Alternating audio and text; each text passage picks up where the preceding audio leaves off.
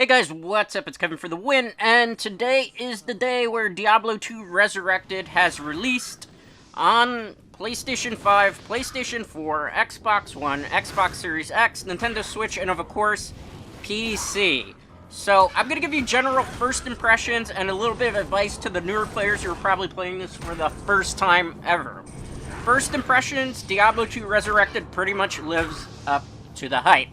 As you can see, even from the footage, everything has pretty much been given a graphical update. HD graphics, up to 4K depending on your computer resolution, or if you're playing this on a 4K TV. Diablo 2 has never looked as good as it does now. The developer did an amazing job of giving this more life and making it seem very vivid and colorful, very nice lighting effects. You know, when you compare this to the original version, which was more obviously pixelated and running on older PCs that were on dial-up connections and everything of the sort, this is amazing, the work that has been put on with it. With that being said, for those of you who are really worried about whether Diablo 2 Resurrected was going to be faithful to the original, absolutely nothing has been changed in terms of the story, in terms of the classes, in terms of the content.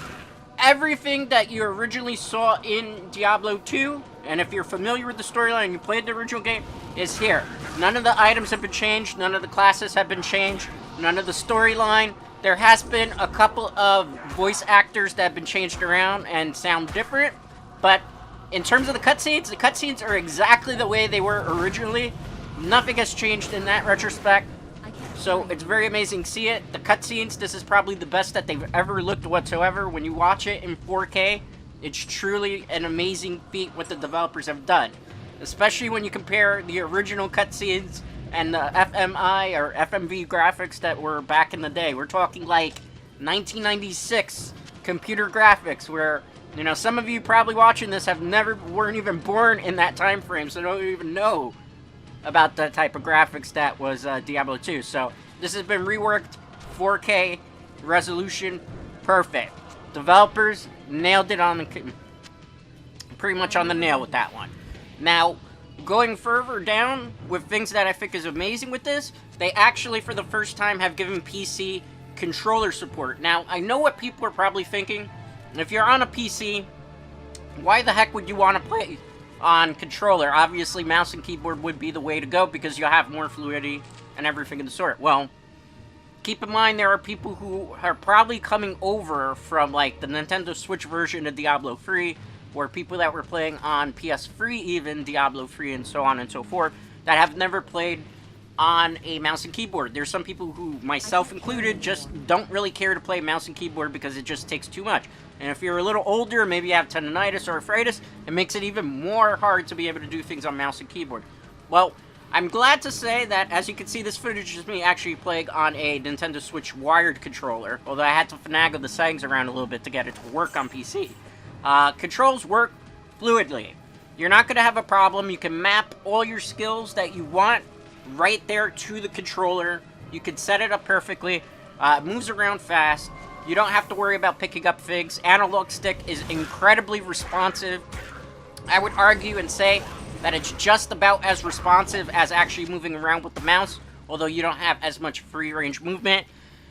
Controller settings, perfect. There's no problems whatsoever using this on a controller on the PC. However, obviously, if you want to use mouse and keyboard, that is still perfectly fine. You can macro everything to the way you want it to be. So, if you're a purist in that retrospect, don't worry. It's same controls like it was originally. You can map it however you want. Moving forward, in terms of game difficulty, well, Diablo 2 Resurrected pretty much follows the same format. You have the normal difficulty. You can keep going higher up as you keep going and leveling up your character. Maximum is hell difficulty. Now, if you're coming over from Diablo 3 and you've never played Diablo 2, there's only 4 difficulties here. There's normal, then there's hard, then there's, I believe, what's called nightmare, and then hell mode. So there's not Torment 1 through Torment 16. Now, if you're coming over also from Diablo 3, you might get shell-shocked in the very beginning of playing Diablo 2 Resurrected. There's a lot of things that are done significantly different in Diablo 2 compared to Diablo 3. Keep in mind, Diablo 3 was Blizzard's attempt to streamline elements of Diablo 2, the original Diablo 2, to make it more accessible to newer players. Now, when it comes to Diablo 2 Resurrected, obviously it's staying faithful to the original game, so things have taken a little step back in certain elements. However, the developers did do some nice quality of improvements. So let's get the first thing out of the way. Normally, when you die in Diablo 3, you usually get to keep all your gear and would just have to repair it. In Diablo 2, when you die in a dungeon, in a cave, in a stage, your body with your loot drops down there, so you don't keep your loot. So it's actually very important not to die. If you do die, you have to go back into the dungeon, the cave, wherever you are, and find your body that's marked and pick up your loot again. So you have to think more carefully because the difficulty is actually pretty hard in the beginning of the game for Diablo 2 Resurrected. So if you're used to dying a lot in Diablo 3 and used to keeping your gear, you're in for a rude awakening because when you die, your gear drops and then you'll have to go back and pick it up or get completely new gear, and that can kind of suck if you have something really rare in the very beginning. So keep that in mind for those Diablo 3 players who've never played Diablo 2. Second thing that you will notice is that skill tree is very different compared to Diablo 3. Now, most people that play Diablo 3 are used to Paragon levels and everything of the sort, and being able to max Vitality and everything of the sort.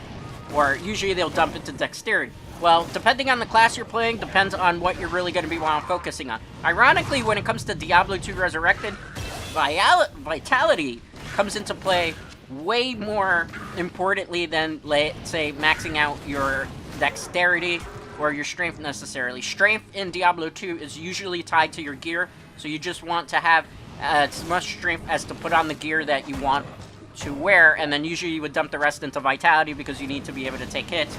And Vitality also increases the amount of stamina that you have, which allows you to sprint around. That's another thing that people from Diablo 3 are going to be shell-shocked when it comes to Diablo 2. Diablo 2 has a sprint meter. You basically, if you're on controller, you're going to hold in the basically left analog stick button and then be able to run, and then you have to click it back in again to not run anymore. When you're running, you use the stamina. You see it's on the right-hand side, the L button area there. It's right next to where my mana is. Well, there's a stamina bar, so if you're not used to being able to run around and not be stopped in the process, that's going to be shell shock in Diablo 3. You just basically get movement speed, and you can run around aimlessly whatsoever. That's not the case in Diablo 3. In fact, you can do things to increase your stamina, dumping into Vitality. You can also chuck potions, which I will get to in a moment, because that plays a really big factor in Diablo 2 as opposed to Diablo 3. But, yeah, so you can chuck potions to increase your stamina that way and restore it, and also wells that you come across. Now, the third really big shell shock change that'll be for Diablo 3 players just playing Diablo 2 for the first time is the fact that you will have to use a lot of potions. Mana restoration as you're starting off your character is not very good because you haven't gotten the gear yet and whatnot. So you're going to rely heavily in the very beginning of the game in these blue potions that you see here. Those blue potions restore your mana. You're going to have to buy a lot of them. Fortunately, as you're killing enemies around the map, you will get stamina potions, and you see the red potions there, those are health potions. Health potions are going to be very important too. Usually in Diablo 3, what you would do is you would wait for your health potion to go back on cooldown. Diablo 2, that's not the case. You have to buy health potions, you have to buy stamina potions, which are the white tubes that you see there, and you have to buy mana potions, or you have to pick them up from slain enemies. So that's going to be a big shell shock to a lot of players because they're used to just being able to regenerate their mana very quickly through skills and being able to regenerate their health, the health potion in particular, on cooldown. That has changed. Another big shell-shocking change for those Diablo 3 players who may never have played Diablo 2, and this is the first time. In order to open a chest that you find on the map, you actually have to have a key. Yeah, you can't just now magically open chest to get the loot that you desire. You actually have to use a key, as you see in that HUD there. Keys are kind of important as they open chests. Fortunately, you're going to run into a lot of them as they drop quite frequently when it comes to enemies. Now, In regards to the mana tree, or not the mana tree, but the skill tree is very similar to Diablo 3 in the sense that you can select certain skills. However, it goes back to classic RPG elements where you have to have a certain amount of skill points to be able to unlock certain things on the skill tree. Depending on the class you're picking and the type of build, your skill tree is going to be very interesting how you think. Unlike Diablo 3 where you can kind of throw skills recklessly together, if you make a mistake in Diablo 2 Resurrected with your skill tree, you have to do something where you reset your skill trees. But that is something that's very hard to do. You need an item to do that, and usually you can't do it for free until like you pass one level of difficulty and then redo it. It's not going to matter too much in your normal playthrough because usually people don't play endgame on normal difficulty, and they usually wait to respec, which is basically resetting the stats on your skill tree and your skills towards later in the game. So, but skill trees is very important because there's certain abilities that you'll be able to. In the first playthrough, really, most skills, even the crappy ones, depending on the gear you have, you should be able to clear the game on normal difficulty with ease. As you're going higher up, you're going to notice still you can clear certain things. It's not till you get to the very last difficulty, which is Hell Setting, where then it's like you gotta have to then really focus on meta builds and whatnot. I will be covering various builds in the future. Obviously, I am playing through the game in real time now. I just picked up the game today. I had it on pre-order. I don't get it early access to it like some other content creators have. I'm not a Blizzard partner as of yet, so unfortunately, I'm playing it as I go, as you're seeing on the screen even. I got about 4 hours in, about to clear out the first act. You're not going to see that footage today. This is just footage I want to show you the graphics and how it's going to be in the beginning for most of you. Now, in terms of classes are different from Diablo 3 to Diablo 2. You have the Sorceress, which is basically the Wizard, the Barbarian, and the Necromancer return from Diablo 3 basically in Diablo 2.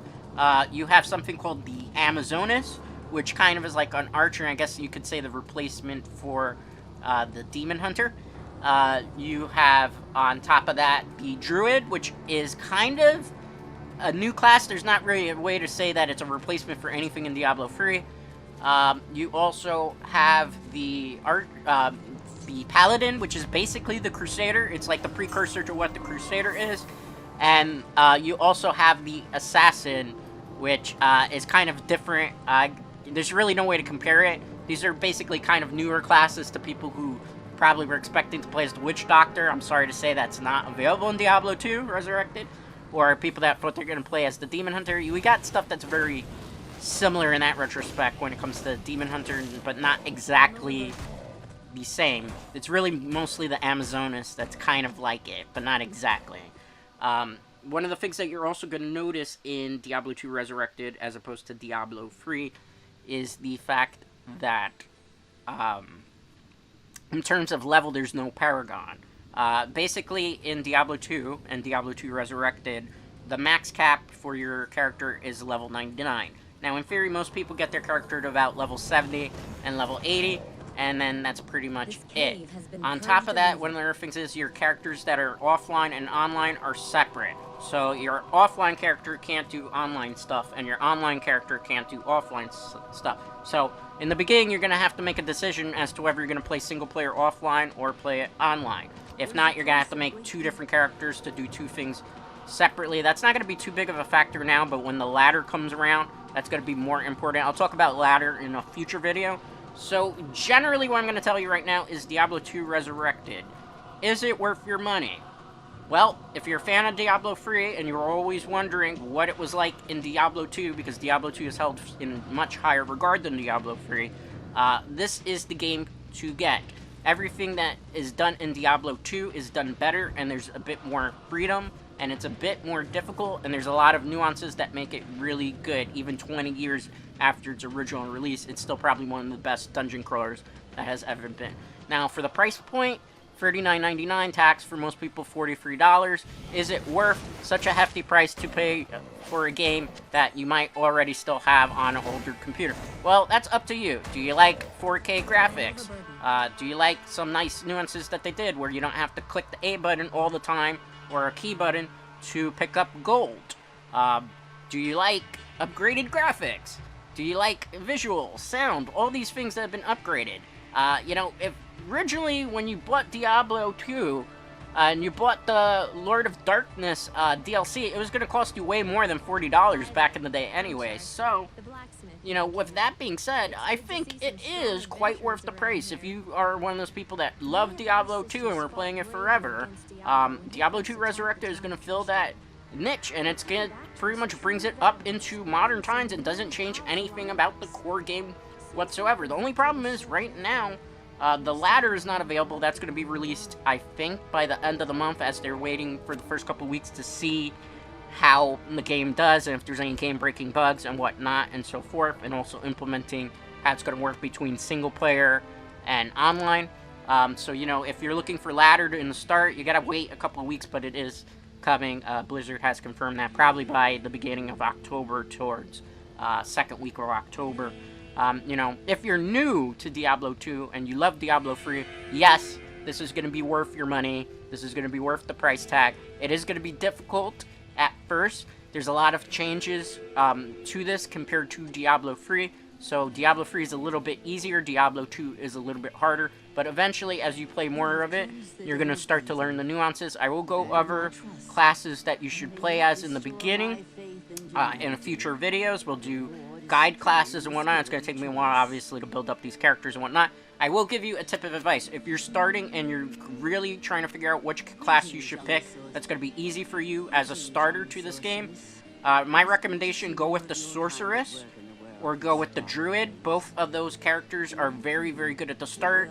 Barbarian is kind of good now for gold pickup, just based on the way that they changed how gold pickup works. But really, Sorceress and Druid are the two best starting classes because they give you a lot of abilities and a lot to work with where you can farm for your other characters, you know, because there's something called shared stash, which you basically can put things in there and you share it between characters. I'm not 100% sure if that is shareable between offline and online. I think they're both tied to whichever characters are picked in whichever mode. But yes, I definitely recommend Diablo 2 Resurrected. It is incredibly faithful to the original. Nothing has changed. They've done some minor quality of life improvements, which are very much welcome. Controller support on the PC is great. I can't tell you in regards to the console versions if they look as good and perform as well, especially in the Nintendo Switch, as I opted not to get it. I will tell you the Nintendo Switch version doesn't have 8-player co-op. It only has 4-player co-op. So keep that in mind if you're getting the Nintendo Switch version.